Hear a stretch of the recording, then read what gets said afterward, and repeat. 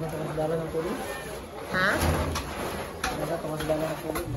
Hello guys, so this is the reason kung bakit kami travel to Pulumulok, South Cotabato. We will be attending the burial of my cousin.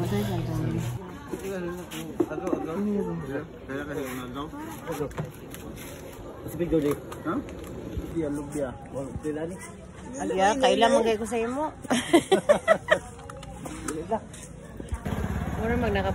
And this is also to share to you guys the tradition of the Filipino when burying their dead.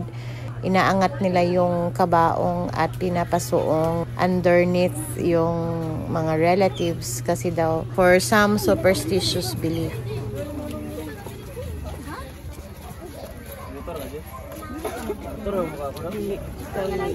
Lain man ka ayo kanang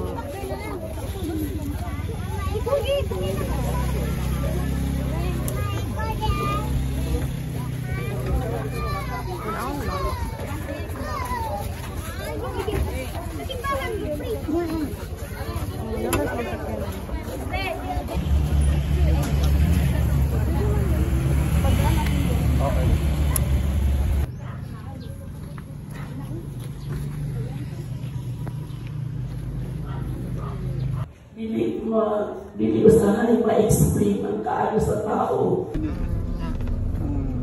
Ang kanang mga yuta, mamanoy mo hatag og sala.